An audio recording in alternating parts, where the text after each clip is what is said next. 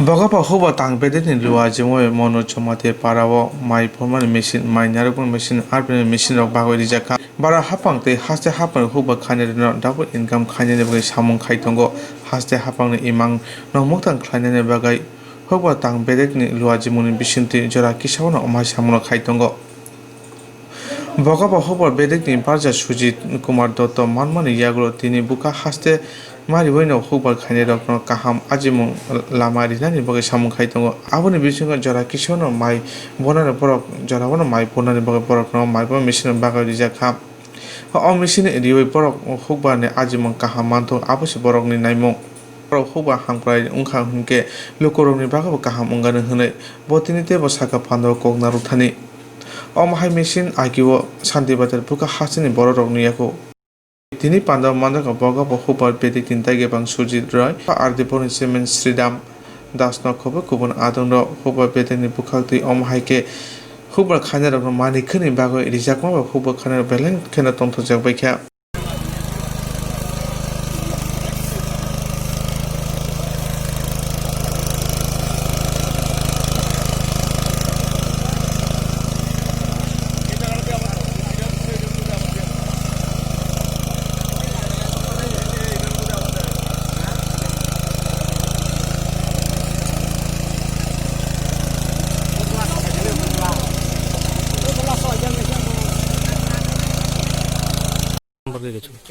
আজকের programme actually এখানে আমরা ড্রাম সিডার ইন্ট্রোডাকশন করার জন্য এখানে এসেছি।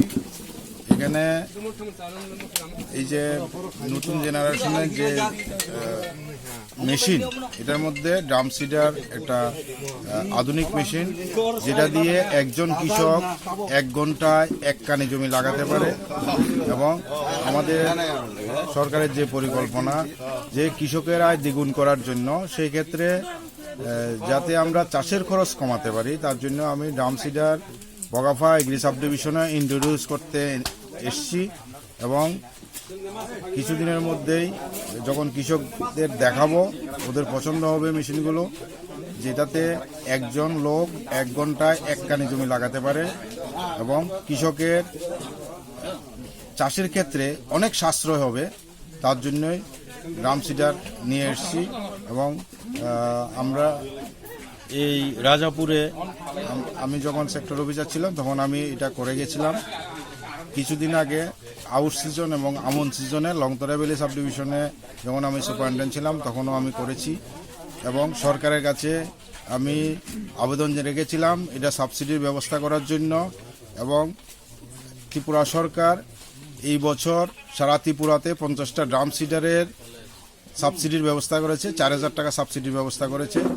এবং এখন ত্রিপুরার বিভিন্ন জায়গাতে এই ড্রাম সিডার নতুনভাবে কৃষকের হাতে এসে পৌঁছবে এবং এটা কৃষকের ভীষণ উপকারে লাগবে, এটা আমার বিশ্বাস। নমস্কার। আমরা যদি শ্রমিক নিয়ে যদি সে কাজটা করতে যায়, তাহলে দেখা গেছে যে 1 কানি জমিতে ধান রোপণ করতে গেলে ন্যূনতম 5 জন কৃষকের শ্রমিকের আমার প্রয়োজন হবে। সেই 5 জন শ্রমিক যদি আমি 500 টাকা করে নিই, তাহলে 2500 টাকা, কিন্তু আমি 500 টাকা দিয়ে 1 কানি জমি লাগাতে পারি। তাহলে সেটা আমাদের কৃষকের বা আমাদের কৃষকের উন্নত হবে।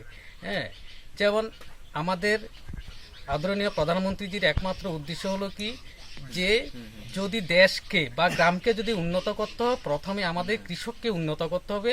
কৃষককে উন্নত করতে হলে, একটু আগে আমার দপ্তরের আধিকারিক বলেছিলেন যে আসার পথে আমরা একটা সুইচ গেট ডেকেছি।